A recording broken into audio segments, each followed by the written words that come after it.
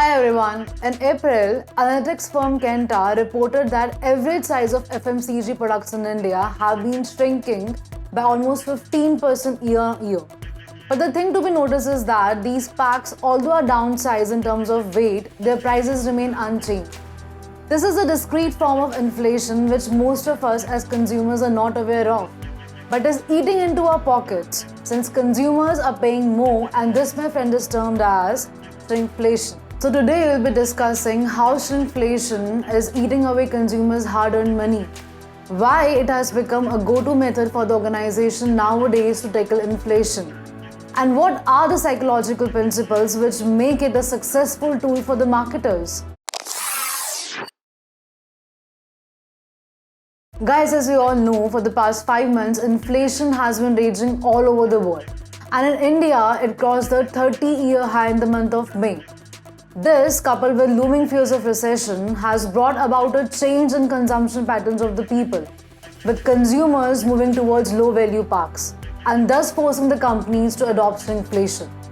To put this in real terms, to show how it is actually impacting the consumers and their hard-earned money, let's look at some practical examples. In large category products such as soaps, detergents, shampoo, biscuits, and edible oils, price hikes have been as high as 20% all in the form of shrinkflation.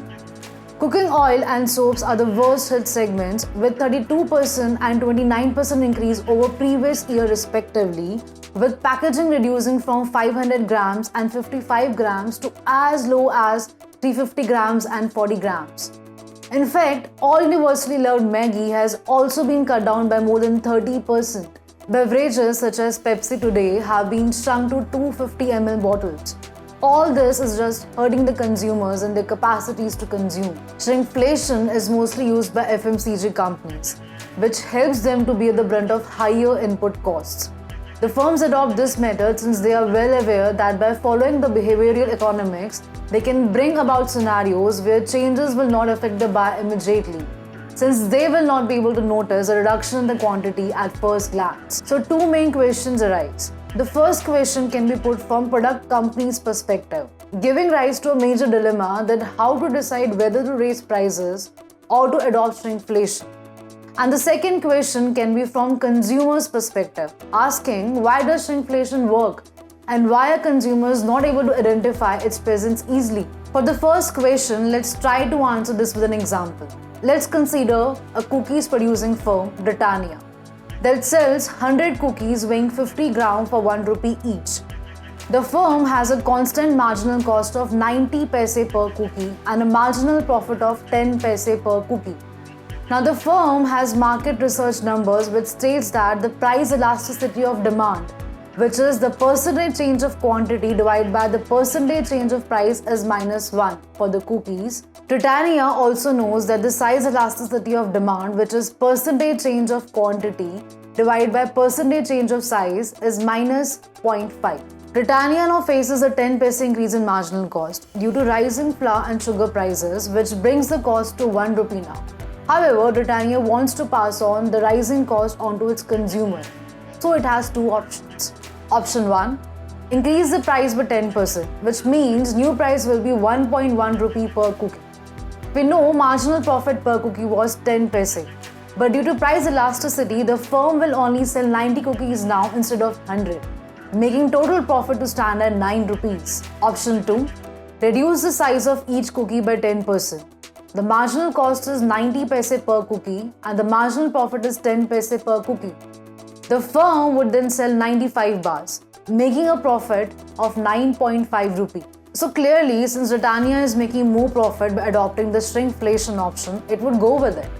But if you would have noticed, we took the value of size elasticity of demand less conservative than price elasticity, which begs the question here, why not take these two values at same levels? Well, that's where the behavioral economics principles come into play, which allow the firms to favor shrinkflation over regular price increase. Now, coming on to answering the second question, shrinkflation as a methodology is driven by a series of associated concepts, which help drive the unit economics of the big organizations. The main principle in the associative cycle is known as the silver lining effect.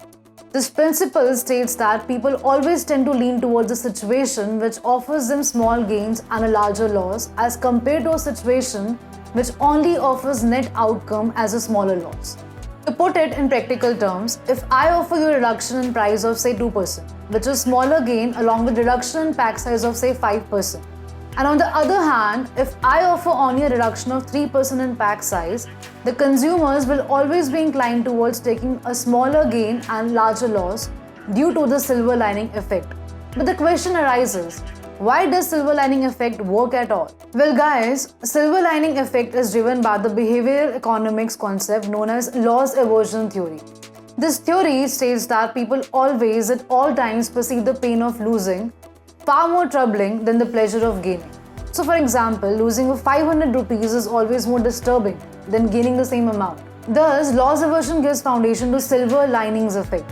But loss aversion alone does not contribute towards shrinkflation's rise in rule. There's another concept which works along with the loss aversion and forms the part of the associated chain. This concept is known as automatic cognitive response. This, simply put, is the action of our brain and senses which we take without much thinking and effort and thus ignore the details which were actually meant to be noticed. For example, we as consumers are presented with smaller pack sizes, but we choose to ignore the details of how much smaller is the pack than before and how much toll it is taking on our hard-earned money. Instead, our mind tells us that packaging might have changed, or since they are offering 2% off on price, now because of the silver lining effect, it is automatically already better in our head.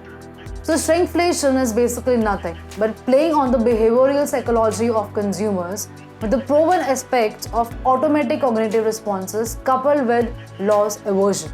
So next time you go shopping for your day-to-day products, especially FMCG products, do not give in to automatic cognitive response. Instead, find the details in the pack size and the price discount being offered on the product.